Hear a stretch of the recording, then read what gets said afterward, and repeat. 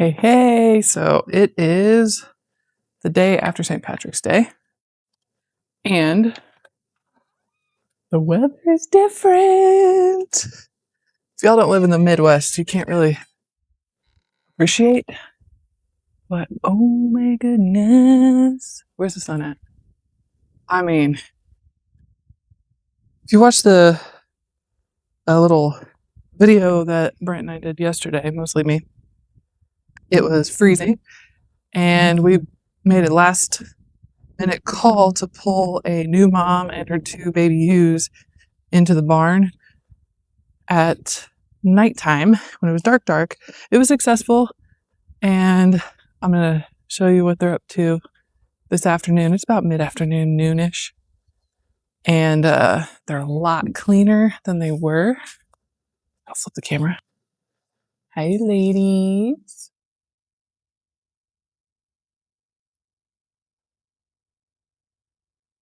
So she has access to food and a bucket of water, and there's no wind over here. Oh, I think we made the right call. We were mostly me, not so much Brent, but I was a little scared to let them stay out in that open field with as cold as it got last night, and they weren't clean. I mean, even then, you just saw they still had a little bit of that yellow stuff on them, and I just didn't want them to freeze. It got down below 30 last night, and right now it's well over 60. And we're gonna go down to the other paddock and see if there's any more lambs that have dropped. I would expect some lambs to drop because usually when they drop, they all drop pretty much all at once, right? The ram gets in there, he does his thing. Everyone's cycling all in the same within a week period. And yeah, so I expect to see some more baby lambs, but if I don't, that's fine. We're up to, let's see, before the two new ones, we had 7 when we did our head count yesterday morning, St. Patty's Day. And then so now we have 9. And we have lost, unfortunately, 5. We lost those back in February. And it's heartbreaking. It's always heartbreaking losing animals. And especially when you feel like it's completely out of your control, you'll do everything you can, and it just still doesn't pan out. But I think 4 of them were used. 4 were used, 1 was a ram, and it really, really sucks to lose ewes. But when we looked at these little creatures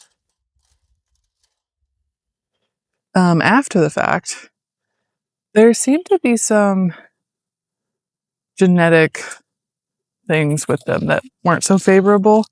Hi. This is Hazel harassing me again. All right, hi. You survived the night. I know you're so excited, and I know you don't love coyotes, but that's your job. All right, take me to the people, the lambs, the rams, all the things. Okay. Anyway, terribly sad, but those lambs that did pass away, something just didn't seem right with them. Something was wrong, and it could have been genetics. It could have been the lack of the right nutrients, which would be on us as farmers. It could have been the cold. I know 1 did freeze. No, 2 froze. Because they got bred too early by a ram that got out that wasn't supposed to be. Okay, I just laughed at an inopportune time because this is what I'm looking at.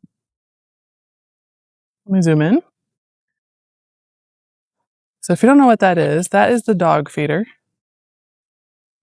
And we'll get closer so you can kind of assess the situation. But there's a reason I came out here. Sheep don't really make noise, ever, unless they are in distress and or their lambs are missing their mothers. So these butt heads,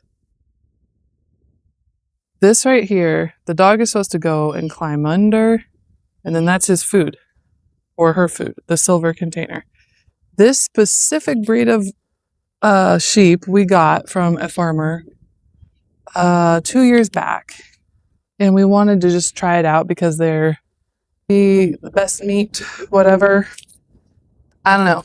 But they are significantly smaller and they do stuff like this and they cause problems. So they've been stuck in here all morning to their own fault.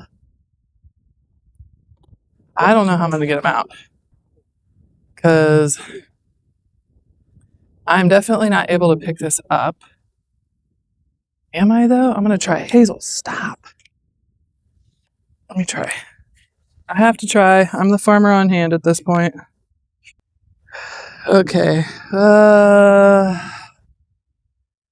Because without fail, they figure out a way to get in, but they never figure out how to get out. And there wouldn't have been any dog food in here anyways. Unless there was, I don't know. Woo! That's electric wire. Can I lift it? Oh yeah, okay, I can lift it, but I'm not gonna lift it towards the electric wire, because that's gonna suck. Oh. Is this attached? Oh, kinda, but not in a...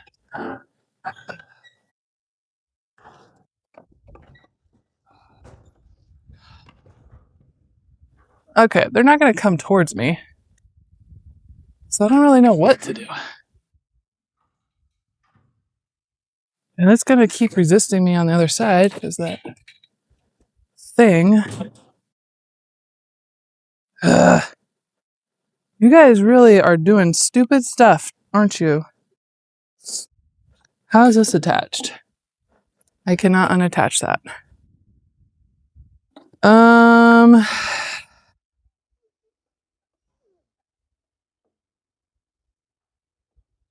I'm not going to pick you up and throw you over. Am I? Am I going to do that? I don't know. I just don't think that's good. If I could like do it this way, but I don't have leverage.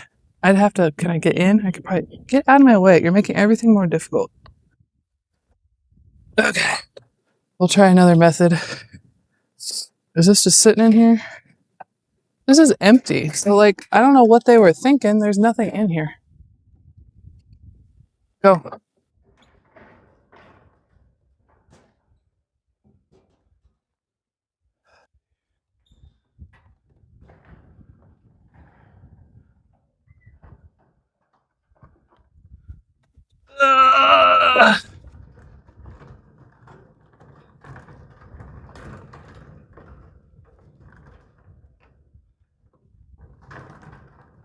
All right. Well, that was interesting. I don't think Brent would believe me if I didn't get that on film. Okay, well, back to what we were doing. I mean, I don't know if that was like the stupidest way to do that, but whatever. It worked. Come on, Hazel, just don't harass me while you do it. Okay, so back to task. We are in this paddock. There's only Hazel. The other day, I was like bragging about how cool Sunny was because she stayed in here and she's doing her job. Nah, a few hours later, she somehow got out and she's back to guarding the house, which is fine. It's fine. We're not looking to get anybody hurt. I don't see any new bodies hitting the floor, but we're gonna walk and do a head count because you never know. Sometimes you get surprised, which is always fun. I found the ice cream bucket, so that's how they were getting food, the dogs. But yeah, so today's the day after St. Patrick's Day. I started off bragging about the weather and it's amazing, which means essentially as soon as Brent gets off work, I'm not going to have time to do it during today.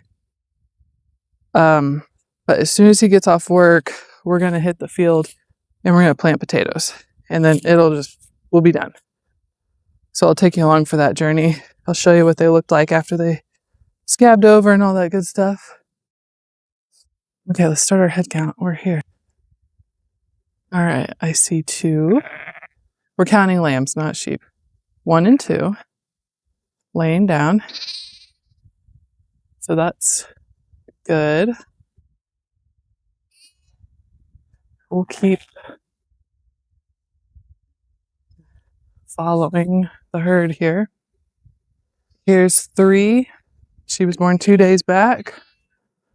Oh, look at that big black one. That is a lamb. Yes. And that is a ram. He's a big boy. And we kept him intact, so he'll probably be a breeder. So he's 4. And then we see 5 back up there on the fence line. So we're looking for 6 and 7, and 6 and 7 are probably back up here because I don't see any more right there.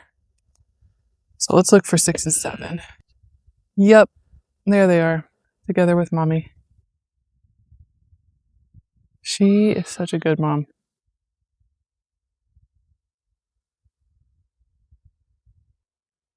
Sometimes you just got to be proud of your critters, you know, for doing their natural instincts.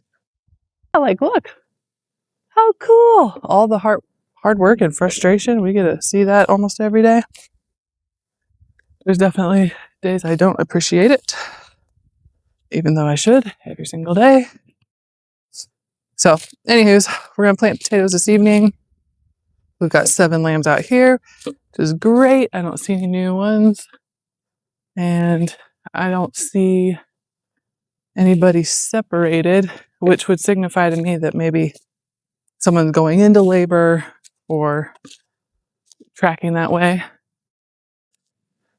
Those Australian whites, I was starting to say, they are just significantly smaller than our solid breeding stock herd, which is the hair sheep St. Croix Katahdin mix. And they're great. We love them. I mean, body composition, everything. Australian whites, they're just a bunch of butt heads. These are the rams.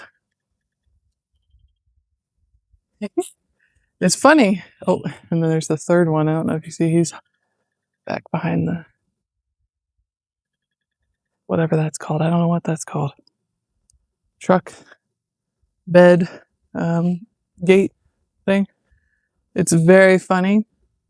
I was about to say, it's very funny. Being inside the kitchen and looking out the windows and then seeing, it's always the rams. They're just always alert and always staring at some specific direction. And I can never figure out what is going on, but you know, something's up. They're all stopped and staring at something. So I will part ways with you, Miss Hazel. Thanks for the escort. Appreciate it. On our way back to the chickens, we'll check out the onions and garlic and see if they've perked up any with the sun and all that good stuff. So, yeah, last night was one of those weird calls. It's like, do we pull them in? Because we have to pull them all the way from over here to over there. I mean, several acres. And what Brent ended up having to do was he had to physically carry the mom, and she was still covered in blood and afterbirth and all that stuff. So I get to wash his coat today. But yeah, she was not wanting to come. And then I carried the 2 lambs. Okay, we're here. I don't see any significant, like, wow, it bounced back so well. It's amazing. Nothing like that. But, well, I want to say these are probably hardneck. Or like those look a little better. Hi, Sunny. You better get away from that field before I have to rat you out. So yeah, a little bit of bounce back. I mean, everything is still at least in the dirt, standing tall. Yeah, promising. Every day is just one of those what lived and what died out here. Another thing we have on our to-do list is behind me here. Woo, is our orchard. Apple trees, pear trees, cherry trees, peach trees. You could see they're not much to them right now, but I think it's pruning season. Like this one specifically, this is a good example up front. See all those branches there at the bottom? We don't want that. So we gotta trim that thing up.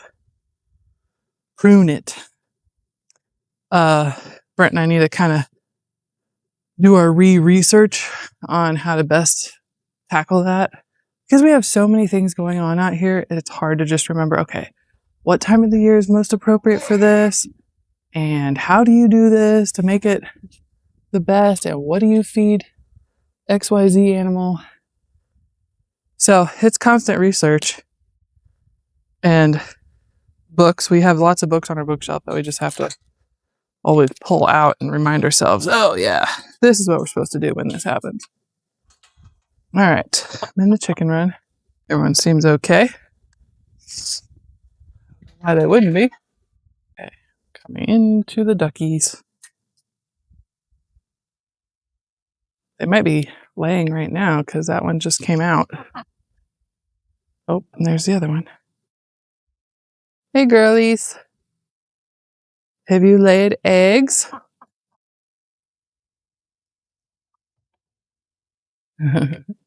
Oh. Oh, you're laughing at my laugh? Yeah. Real cool. And yes, they have laid eggs. So we'll get those bagged up. They're just so reliable. One a day from each one. So I'm just walking around this run. How our chicken run is set up is it's a square. And it's like a circle square, like a tube. And so they just can go walking in the square. And it's all dead now because, hello, we're still getting through the winter. But we just we don't even bother mowing it. And it just grows tall and they can hide in there. They can get bugs and whatever stuff they like to get up to. And this is just their run. They just kind of get up to their shenanigans. So I just walk in the square every so often and see if there's any laid eggs that were laying. Yeah, we'll see those pigs later. Hopefully they're Twitter pated. We really were bummed out that we didn't get piglets. I mean, we kind of knew though. We're like, I don't know. It's our first time. We don't really know what we're doing. We talked to some other local farmers about the pigs and breeding specifically and what that should look like and how they do it. And a handful of them said, yeah, we just let the boar and the sows run around together all the time, all year long. And then when we notice that the sow is maybe coming into milk, like she's about to drop, then we separate the sow out. She has her piglets and then give them that proper time and then put them right back in there with the boar. And they just keep going like that. And research we did before we had pigs was like, you know, you watch for when they're in heat and only put the sow in there when she's in heat. Don't let, and boars like to eat first, and you can't possibly feed the boar separately because I don't know. So anyway, I'm here in the chicken coop now. I'm learning from yesterday. I don't want to put my basket down because you girls are just gonna eat my eggs. Watch chickens watch me pick up eggs. They're like, wait, what? What are you doing? Mine.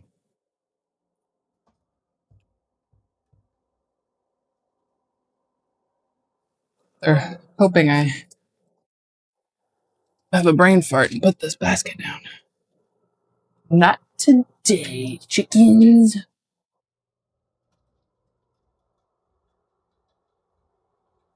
I'm gonna put this on the chore list. Spray out nesting boxes.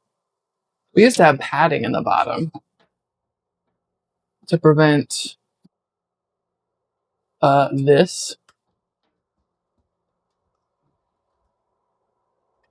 And this, I mean, we do wash our eggs anyway because we are required to if we're selling them to people.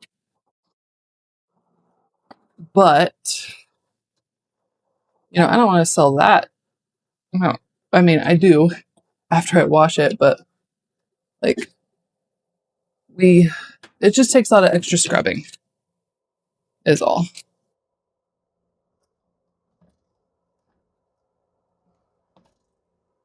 All right, I get them all. No, there's one down there. Can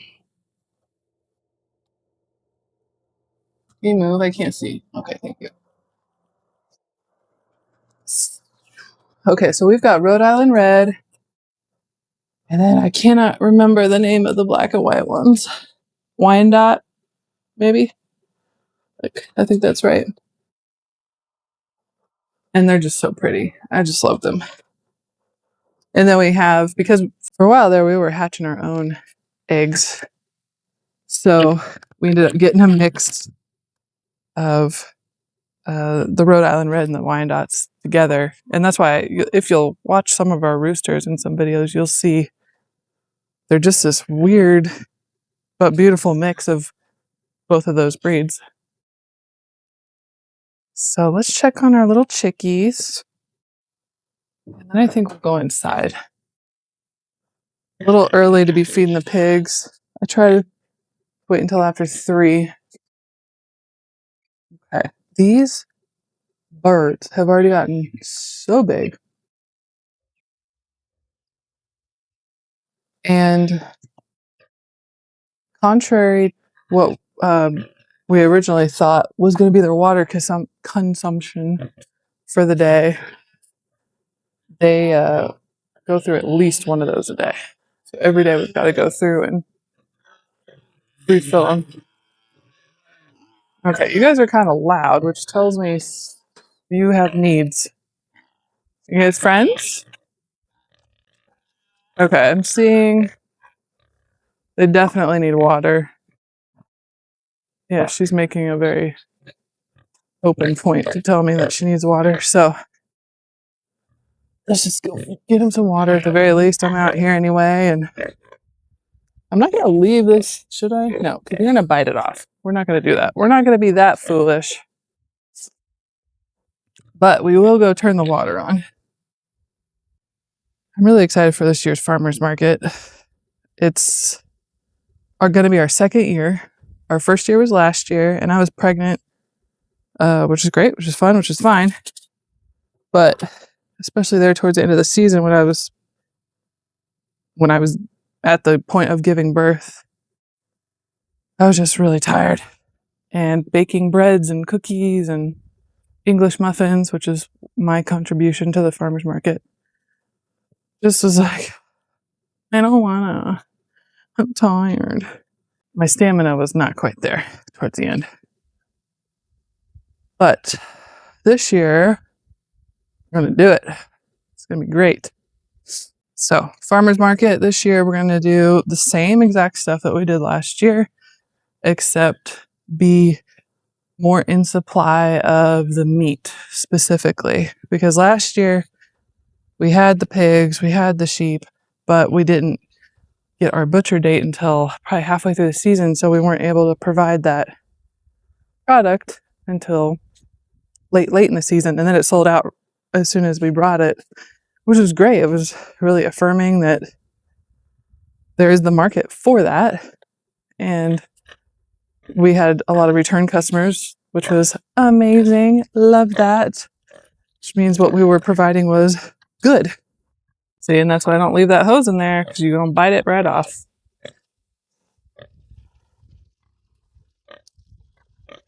Oh, I'll fill up water here and talk to you a little bit more about farmers market. So we're going to bring lamb meat, pork. We might bring chicken. We're not sure.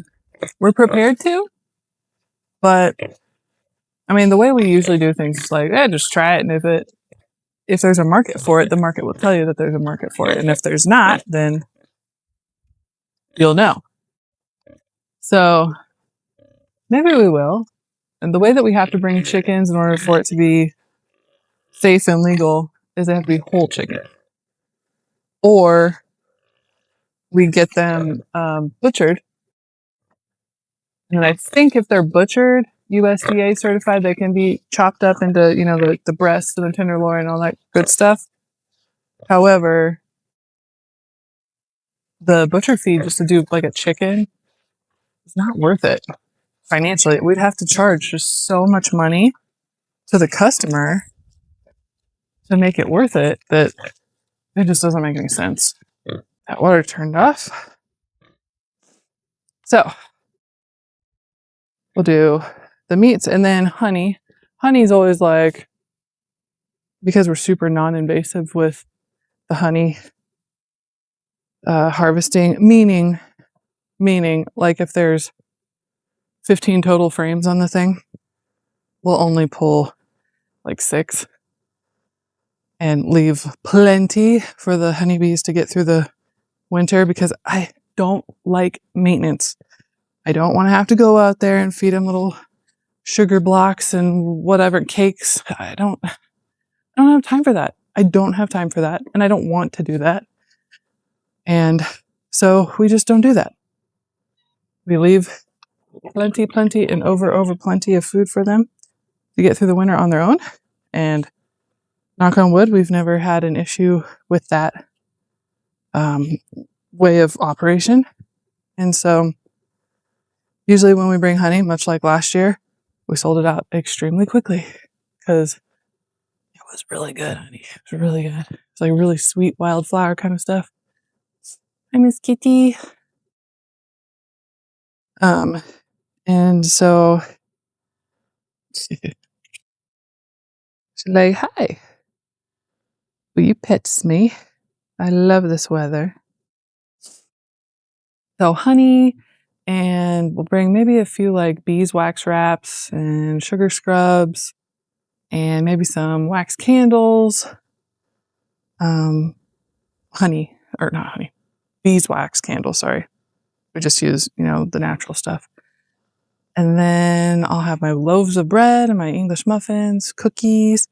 This year I'm going to try something new, and I'm going to make sourdough cookies like I've always made, but I'm going to roll them in colored dye-free sprinkles, like sugar, and like colored themed. So like if it's a Chiefs game day the next day or something, pick up a bag of red and yellow sprinkled cookies and you feel good about it because it's sourdough and it's dye-free, you know? So little things like that just like they make me happy. So if they make me happy, I'm sure they'll make someone else happy as well. So that's the plan for next year, this coming year. And then of course all the produce, the veggies and probably no fruit. We do have strawberry patches in the orchard back there, like I said, but I don't think we're going to get much of anything from it this year. We did bring a few strawberries last year, and by a few, I mean like totally, like maybe like 6 pints the whole season, you know, like it's these beds back here along the fence.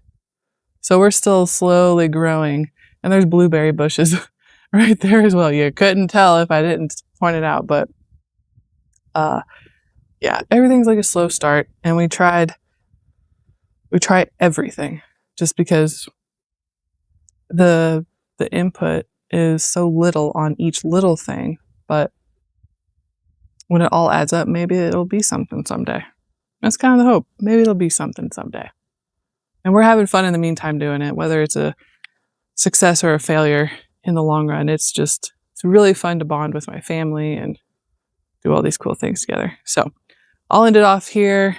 I've got my eggs and got to get those washed up and got other things to do inside. I've got children to tend to. So thanks for coming along, guys. I really appreciate you watching, and we'll catch you on the next one. Bye.